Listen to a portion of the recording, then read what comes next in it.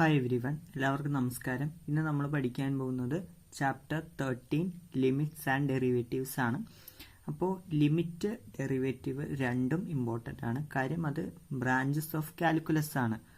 Okay, calculus എന്ന് പറയുന്നത് മാത്തമാറ്റിക്സിൻ്റെ ഒരു ബ്രാഞ്ചാണ്. അതായത് ഒരു ഫംഗ്ഷനിലെ ചേഞ്ച് അതിനൊക്കെ പറ്റിയിട്ട് പഠിക്കുന്ന, ഡൊമെയിൻ ചേഞ്ച് അതിനൊക്കെ പറ്റി പഠിക്കുന്ന ഒരു മാത്തമാറ്റിക്കൽ ബ്രാഞ്ചാണ് കാൽക്കുലസ് എന്ന് പറയുന്നത്. അപ്പോൾ കാൽക്കുലസിൽ വളരെ അത്യാവശ്യമായിട്ടുള്ള രണ്ട് സാധനങ്ങളാണ് ലിമിറ്റ്സ് ആൻഡ് ഡെറിവേറ്റീവ്സ് എന്ന് പറയുന്നത്. അപ്പോൾ എന്താണ് ലിമിറ്റ് എന്ന് നോക്കാം. ആ വാക്കിൽ തന്നെയുണ്ട്, അതായത് ഒരു വാല്യൂയിലേക്ക് നമ്മൾ അടുപ്പിക്കുന്നു. ഓക്കെ, അതാണ് ലിമിറ്റ് എന്ന വാക്കുകൊണ്ട് തന്നെ ഉദ്ദേശിക്കുന്നത്. ഇപ്പം നമുക്കൊരു ഫംഗ്ഷൻ ചെക്ക് ചെയ്യാം. F of X equal to X plus 3. ഇപ്പോൾ ഇതൊരു ഫംഗ്ഷനാണെന്ന് ഇരിക്കട്ടെ. ഞാൻ ഈ ഫംഗ്ഷന് ലിമിറ്റ് ചെയ്യുവാണ്. ലിമിറ്റ് എക്സ് ടെൻസ് ടു, ഈ ചിഹ്നം വായിക്കുന്നത് ടെൻസ് ടു എന്നാണ്. അപ്പോൾ ലിമിറ്റ് എക്സ് ടെൻസ് ടു അല്ലെങ്കിൽ അപ്രോച്ചസ് ടു 0, എക്സ് പൂജ്യത്തോട് അടുപ്പിക്കുന്നു, എക്സ് പ്ലസ് 3. ഓക്കെ, അപ്പോൾ ഇതാണ് ഫംഗ്ഷൻ, എഫ് ഓഫ് എക്സ് ആണ് ഇത്. ഓക്കെ, അപ്പോൾ ഞാൻ ഈ ഫംഗ്ഷൻ എക്സ് പ്ലസ് 3 എന്ന ഫംഗ്ഷനെ പൂജ്യത്തിലേക്ക് അടുപ്പിക്കുന്നു. ഓക്കെ, ഞാനിങ്ങനെ അടുപ്പിക്കുവാണ്. ലെഫ്റ്റിൽ നിന്നും അടുപ്പിക്കുന്നു, റൈറ്റിൽ നിന്നും അടുപ്പിക്കുന്നു. ഓക്കെ, അത് ഫംഗ്ഷൻ 0 ആകാൻ പാടില്ല. ഓക്കെ, ഇപ്പോൾ ഫംഗ്ഷൻ 0 ആകാൻ പാടില്ല, 0യുടെ അടുപ്പിക്കുന്നു, 0 ആവാൻ പാടില്ല. ഓക്കെ, അതായത് ഞാനിപ്പോൾ വാല്യൂസ് കൊടുക്കുമ്പോൾ 0യിൽ കുറവായ നമ്പേഴ്സ് കൊടുക്കാം, 0യിൽ കൂടുതലായിട്ടുള്ള നമ്പേഴ്സ് കൊടുക്കാം. ഇപ്പോൾ 0.1, 0.001, 0.0001 അങ്ങനെ എല്ലാം എക്സിന് വാല്യൂസ് കൊടുക്കുക. ബാക്കിൽ നിന്നും അതുപോലെ എക്സിന് ലെഫ്റ്റ് സൈഡിൽ നിന്നും അങ്ങനെ വാല്യൂസ് കൊടുക്കുക. അപ്പോൾ നമ്മൾ ഓരോ വാല്യൂസ് ഇങ്ങനെ ഇട്ടിട്ട് കൊടുക്കണേ. പൂജ്യത്തിനോട് അടുപ്പിച്ചാണ് വരേണ്ടത്. അപ്പോൾ നമ്മൾ പൂജ്യത്തിനോട് അടുത്തുള്ള വാല്യൂസ് എല്ലാം എക്സിന് കൊടുക്കുമ്പോൾ നമുക്കൊരു കാര്യം മനസ്സിലാവും. ഈ നമ്പേഴ്സ് എല്ലാം ടെൻഡ് ചെയ്യുന്നത്, അതായത് അടുക്കുന്നത് ഒരു പ്രത്യേക നമ്പറിനോടാണ്.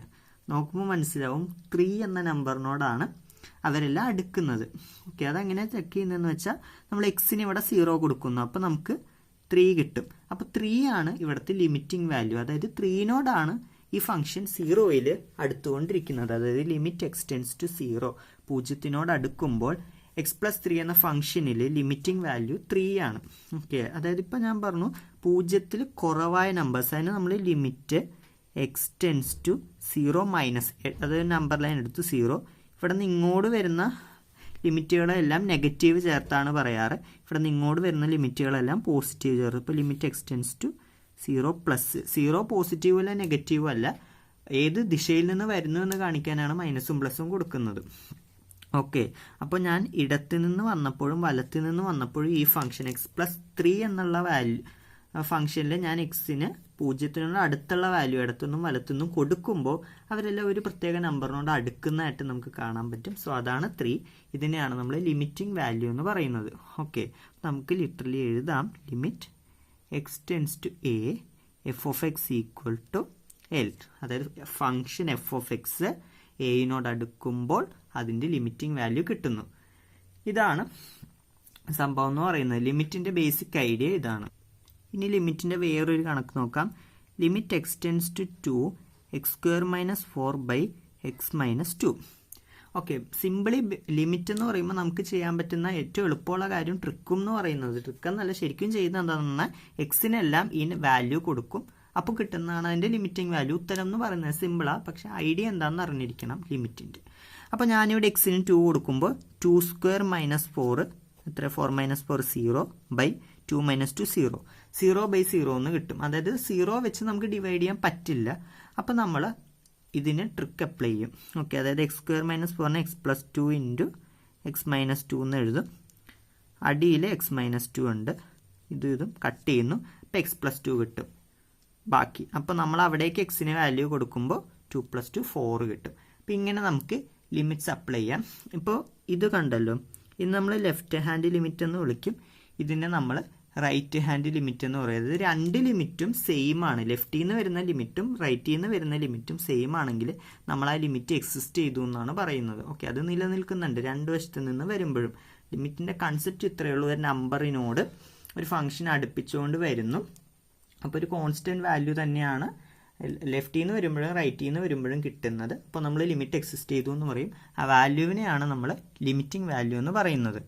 ഓക്കെ, ഇപ്പോൾ ഫംഗ്ഷൻ എക്സ് ക്യൂബ് ആണ് ഓക്കെ, അപ്പം ഞാൻ ലിമിറ്റ് എക്സ്റ്റെൻസ് ടു 1 എടുത്തു. അതായത് 1നോട് അടുപ്പിച്ച് 1ന് ഇടത്തു നിന്നും വലത്തു നിന്നുമുള്ള നമ്പേഴ്സിൻ്റെ ക്യൂബ് എടുത്തു കഴിഞ്ഞാൽ നമുക്കത് 1നോട് അടുത്ത് വരുന്നതായിട്ട് കാണാൻ പറ്റും. ഇപ്പോൾ എക്സിന് ഇവിടെ 1 കൊടുക്കുക, അപ്പോൾ 1 ക്യൂബ് 1. അതായത് എക്സിന് ഇടത്തും വലത്തുമുള്ള എല്ലാ വാല്യൂസും കൊടുത്തു കഴിയുമ്പോൾ, എക്സിന് ആ വാല്യൂസ് എല്ലാം കൊടുത്തു കഴിയുമ്പോൾ അതൊരു പ്രത്യേക നമ്പറിനോട് അടുക്കുന്നതായിട്ട് കാണാൻ പറ്റും. അതാണിവിടെ 1 എന്ന് പറയുന്നത്. അപ്പോൾ ഇങ്ങനെയാണ് നമ്മൾ ലിമിറ്റ്സ് അപ്ലൈ ചെയ്യുന്നത്. വേറൊരു ഫംഗ്ഷൻ നോക്കാം, x² + x. ഓക്കെ, അപ്പോൾ നമ്മൾ ലിമിറ്റ് എക്സ്റ്റെൻസ് ടു 1 ഒന്നിനോട് അടുപ്പിക്കുന്ന ഈ ഫംഗ്ഷൻ നമ്മൾ എന്ത് എക്സിന് വാല്യൂസ് കൊടുക്കുക. അപ്പോൾ 1 + 1 2 എന്ന് കിട്ടും. 2 ആണ് ഇവിടുത്തെ ലിമിറ്റിംഗ് വാല്യൂ. ഓക്കെ, അങ്ങനെയാണ് നമ്മൾ ഓരോരോ കണക്ക് ചെയ്യുന്നത്. ലിമിറ്റിൻ്റെ സംഭവം സിമ്പിളാണ്, ജസ്റ്റ് വാല്യൂ അപ്ലൈ ചെയ്യുക എന്നുള്ളത് മാത്രമേ ചെയ്യാനുള്ളൂ. ഓക്കെ, നമുക്ക് വരുന്നൊരു വേറൊരു റിസൾട്ട് നോക്കാം. Limit x tends to π/2 sin x. അതെത്രയാണെന്ന്. ഓക്കെ, അപ്പം നമ്മൾ എക്സിന് π/2 കൊടുക്കുക. അപ്പോൾ sin π/2 sin 90 എത്ര 1. അപ്പോൾ നമുക്ക് അതും കിട്ടി. ഇനി എക്സ് പ്ലസ് കോസ് എക്സിൻ്റെ limit apply, limit x tends to 0. Okay, അപ്പോൾ എക്സിന് 0 കൊടുക്കുക. അപ്പോൾ 0 + cos 0. cos 0 എത്രയാണ് 1. ഓക്കെ, അപ്പോൾ അങ്ങനെ 1 എന്ന് ഉത്തരം കിട്ടി. അപ്പോൾ നമുക്ക് അതും ചെയ്യാം. ഇനി ലിമിറ്റ്സുമായിട്ട് ബന്ധപ്പെട്ട കുറച്ച് റൂൾസ് നോക്കാം. Algebra of limits. അതായത് limit x tends to 0 f(x) + g(x). അതായത് രണ്ട് ഫംഗ്ഷനുകൾ ഒരുമിച്ച് കൂട്ടുന്നതിൻ്റെ ലിമിറ്റ് എന്ന് പറയുന്നത് രണ്ട് ഫംഗ്ഷനും സെപ്പറേറ്റ് ലിമിറ്റ് കൊടുക്കുക. അതായത് limit x tends to 0 f(x) + limit x tends to 0 g(x). Okay, പ്ലസിനും മൈനസിനും ഇത് ആപ്ലിക്കബിൾ ആണ്. സോ ഞാൻ പ്ലസ് ഓർ മൈനസ് കൊടുത്തു. പ്ലസ് ആണെങ്കിൽ രണ്ട് ഫംഗ്ഷനും സെപ്പറേറ്റ് ലിമിറ്റ് പ്ലസ് ചെയ്ത് കൊടുക്കുക. മൈനസ് ആണെങ്കിൽ രണ്ട് ഫംഗ്ഷനും സെപ്പറേറ്റ് മൈനസ് ചെയ്തും കൊടുക്കുക. ഇനി multiplication, limit x tends to 0 f(x) × g(x). Okay, അപ്പോൾ രണ്ട് ഫംഗ്ഷനും ലിമിറ്റ് മൾട്ടിപ്ലൈ ചെയ്ത് കൊടുക്കുക. അപ്പോൾ limit x tends to 0 f(x) × limit x tends to 0 g(x). Okay, divide ചെയ്യുവാണ്. ലിമിറ്റ് എക്സ്റ്റെൻസ് ടു 0 f(x/g(x) ആണെങ്കിൽ സെപ്പറേറ്റ് കൊടുക്കുക ലിമിറ്റ് രണ്ടിനും. Limit x tends to 0 f(x) limit x tends to 0 g(x). Okay, ഇനി നമുക്ക് ലിമിറ്റ് എക്സ്റ്റെൻസ് ടു 0 ലാംഡ ഒരു കോൺസ്റ്റന്റ് പോലെ എടുക്കുവാണ്. ലാംഡ f(x) എന്ന് പറയുന്നത് കോൺസ്റ്റന്റിനെ പുറത്തേക്ക് ഇടുക, ബാക്കിയുള്ളതിൻ്റെ ലിമിറ്റ് എടുക്കുക. അപ്പോൾ lambda limit x tends to 0 f(x). Constant വന്നാൽ പുറത്തേക്ക് ഇടുക, ബാക്കിയുള്ളത് ചെയ്യുക. ഓക്കെ, അപ്പം ഇങ്ങനെയാണ് നമ്മൾ ലിമിറ്റ്സ്, ഓൾജിബ്ര ഓഫ് ലിമിറ്റ്സ് പറയുന്നത്. ഇനി ലിമിറ്റ്സുമായിട്ട് ബന്ധപ്പെട്ട് വേറൊരു റൂൾ നോക്കാം. Limit x tends to a x⁻n - a⁻n by x - a = n(a)n-1. Okay, നമുക്ക് അതിൻ്റെ ഒരു ചോദ്യം ചെയ്യാം. Limit x tends to 1 x⁻15 - 1 by x⁻10 - 1. Okay, അപ്പോൾ അതെങ്ങനെയാണ് ചെയ്യുന്നതെന്ന് വെച്ചാൽ രണ്ടിനും ലിമിറ്റ് അപ്ലൈ ചെയ്യുക. അപ്പോൾ limit x tends to 1 x⁻15/1 by limit x tends to 1 x⁻10 - 1. Okay, അപ്പോൾ അങ്ങനെ കൊടുക്കുക. ഇനി നമുക്ക് ഈ ഫോമിൽ കിട്ടാൻ വേണ്ടി ഞാൻ രണ്ടിടത്തും x-1 കൊണ്ട് ഡിവൈഡ് ചെയ്യുകയാണ്, മൾട്ടിപ്ലൈ ചെയ്യുകയാണ്. ഓക്കെ, അപ്പോൾ വാല്യൂവിൽ ചേഞ്ച് ഒന്നും വരുന്നില്ല.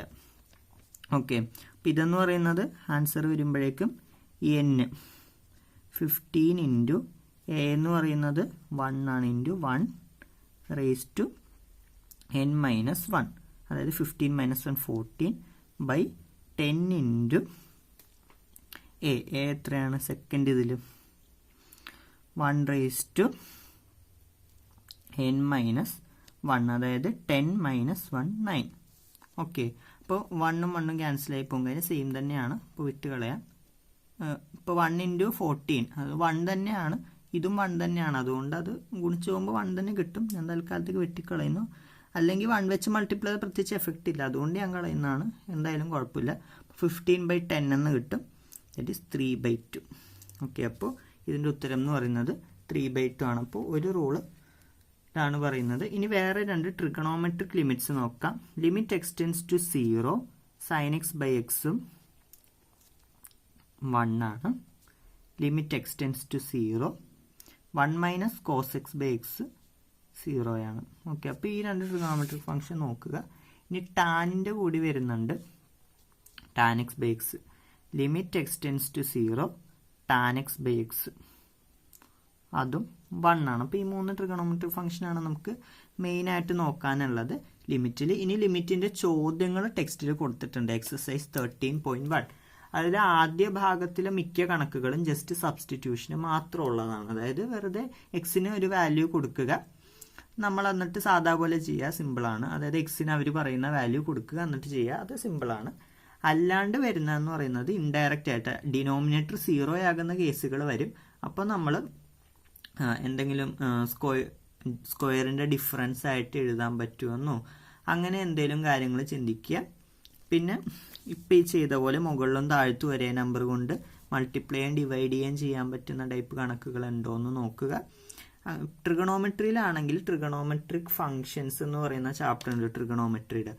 അത് പഠിച്ചു കഴിഞ്ഞാൽ ഈ ചാപ്റ്റർ കുറച്ചുകൂടി നന്നായിട്ട് ചെയ്യാൻ പറ്റും. അപ്പോൾ അതിലെ ഇക്വേഷൻസ് എല്ലാം ഒന്നുകൂടി പൊടിതട്ടി എടുക്കുക. അപ്പോൾ നമുക്ക് ഈ ചാപ്റ്ററിൽ അത്യാവശ്യം നന്നായിട്ട് ചെയ്യാൻ പറ്റും. കാരണം ട്രിഗണോമെട്രിയുമായിട്ടൊരു ബന്ധമുണ്ട് ഈ ചാപ്റ്ററിന്. അപ്പോൾ അതുകൊണ്ട് തന്നെ ഈ ചാപ്റ്ററിൽ വരുന്ന ചോദ്യങ്ങൾ ട്രിഗണോമെട്രി അറിയാമെന്നുണ്ടെങ്കിൽ കുറച്ചുകൂടി നന്നായിട്ട് ചെയ്യാൻ പറ്റും. അപ്പോൾ കുറച്ചുകൂടി നമുക്ക് ഐഡിയ കിട്ടും എങ്ങനെയാണ് ചെയ്യേണ്ടതെന്ന്. ട്രിഗണോമെട്രി ബേസ്ഡ് ക്വസ്റ്റ്യൻസിന് വരും.